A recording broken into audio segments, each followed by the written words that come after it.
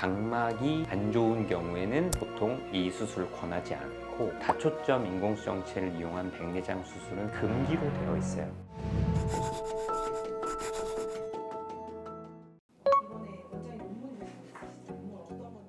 우리가 이제 다초점 인공수정체를 이용한 백내장 수술을 함에 있어서 각막이 안 좋은 경우에는 보통 이 수술을 권하지 않고 망막, 특히 황반부에 어떠한 변화가 있을 때는 다초점 인공수정체를 이용한 백내장 수술은 상대적으로 좋은 결과를 가져오지 못한다 이렇게 되어 있어서 금기로 되어 있어요. 그런데 저는 이제 백내장 수술뿐만 아니라 망막에서의 어떤 수술들을 많이 하다 보니까 망막에서 굉장히 흔한 질환 중에 하나가 망막 전막이라고 하는 질환인데 백내장 수술을 하고 싶고 다초점 인공수정체를 하고 싶은 환자들, 그런데 백내장과 망막 전막이 겹쳐 있을 때 그러면 다초점 인공수정체를 사용해서 수술을 할 수 없을까라는 생각에서 처음에 시작을 하게 됐고, 망막 전막을 제거하면서 다초점 인공수정체 중에서도 연속초점 인공수정체를 사용하여서 백내장 수술을 시행하면 망막 전막이 있는 환자에서도 성공적으로 시행을 할 수 있다.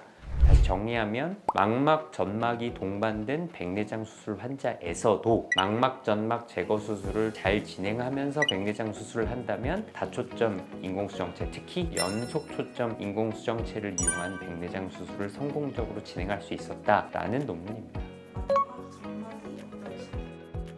망막 전막이라고 하면 망막이라는 조직 앞에 찌꺼기막이 생기는 질환을 우리가 망막 전막이라고 말합니다. 근데 이제 그 망막 전막이 황반부라는 곳을 침범을 해서 시력도 떨어뜨릴 수 있고 변형시라 그래서 선이 휘어 보이게 할 수 있고 물체의 크기를 왜곡시켜서 크게 보이게 할 수 있고 이런 증상을 일으키는 질환을 망막 전막이라고 합니다.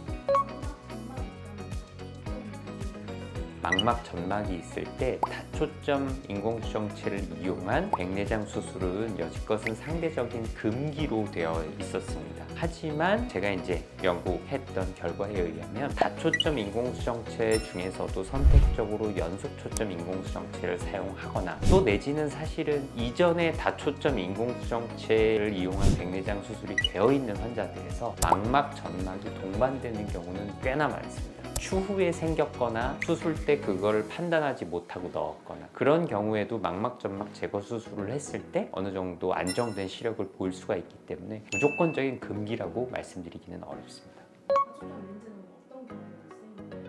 보통은 일반적인 백내장 수술은 멀리만 잘 보이게 되는 거고요. 다초점 인공수정체를 쓰는 목적은 그 외에 중간거리, 근거리를 잘 보기 위해서 안경 없이 돋보기 없이 그런 것들을 잘 보기 위해서 사용을 하게 되는 겁니다. 이거는 꼭 필요하다기보다는 환자의 선택에 의해서 우리가 흔히 말하는 리딩 글래시스를 피하기 위해서 하는 선택이다 라고 생각하시면 좋을 것 같습니다.